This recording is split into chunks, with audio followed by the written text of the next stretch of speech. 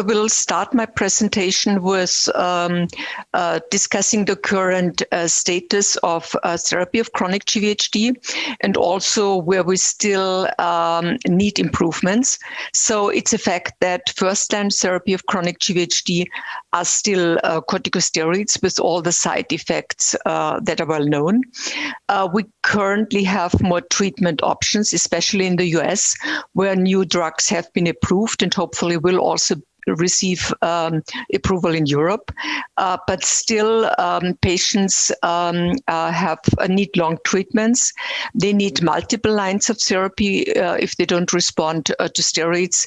And after 1 year, after start of first-line therapy, 80% of patients approximately need salvage treatment. So that's the vast majority. Some are unfortunate that they progress into fibrotic manifestations. And what we should not forget is also that they have persistently immune dysfunction. So they are prone to have or experience serious infectious complications for prolonged periods of time, need a lot of prophylaxis and supportive care. So as a whole, I think currently we have no uniform improvement of the long-term outcome of patients with chronic GVHD. And there was also a recent publication from the US consortium where they could demonstrate that the median time of patients with chronic GVHD under immunosuppressive therapy is more than 6 years. So this is still a very long time. And I will then basically switch to the results of the REACH3 study. That's the prospective randomized multicenter study where Ruxolitinib was given as second-line treatment in the study arm at the usual dose with 10 milligram twice daily orally, together with steroids plus minus calcineurin inhibitors. And in the standard arm, patients had steroids and best available therapy. So centers could basically decide which therapy to use. About a third of centers used extracorporeal photopheresis, more than 20% MMF, and around 17% ibrutinib. So these were the most popular, best available therapies. But they could also use everolimus, sirolimus, infliximab, rituximab, pentostatin, imatinib. And the primary endpoint of the study was overall response rate. That means complete and partial responses at week 24. And there, for patients with steroid-refractory or steroid-dependent chronic GVHD, Ruxolitinib had a significant higher overall response rate with almost 50% compared to best available therapy with 26% around. And in the supplement of that publication, they also looked at the different response rates for best available therapy. For example, for extracorporeal photopheresis, the response rate was 29%. For sirolimus, it was also 29%, and for MMF, it was also around 29%, so significantly lower than for Ruxolitinib. And Ruxolitinib had higher response rates in all patient subgroups. And also patients in the study arm with Ruxolitinib had a significant better failure-free survival at week 24 compared to the control group. And the main reason for that was that in the best available therapy arm, there was no significant difference in non-relapse mortality and relapse compared to Ruxolitinib.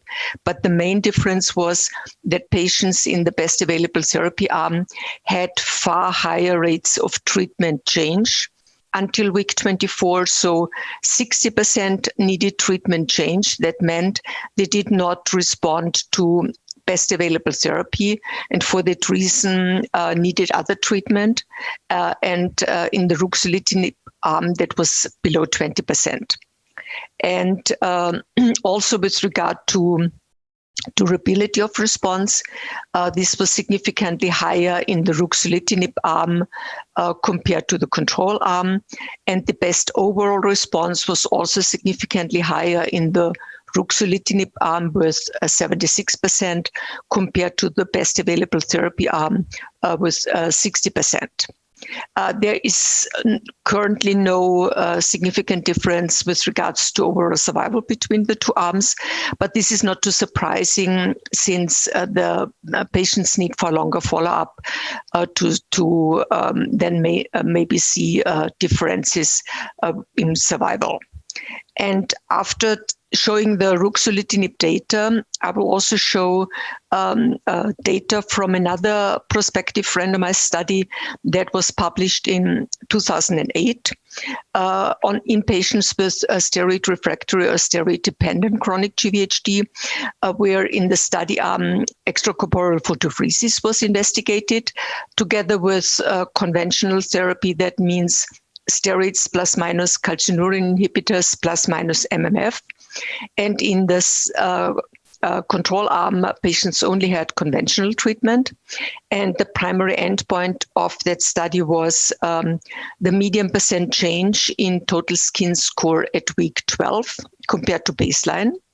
And this was a fairly complicated score because we had to assess the total body surface area according to 10 body regions, and had to score each region from 0, that was no involvement, until 4, that would be deep sclerosis. And in that study, by week 12, there was a trend towards more change or decrease in the total skin score in the ECP arm compared to the control, but that was not significant. When we looked at the complete and partial response that was achieved according to investigator assessment, by week 12, this was significantly higher in the ECP arm compared to the control. But this study cannot completely be compared to the REACH3 study because in the REACH3 study, the NIH scoring both for diagnosis and response assessment was investigated. Patients received therapy as second-line treatment, and the primary endpoint was week 24.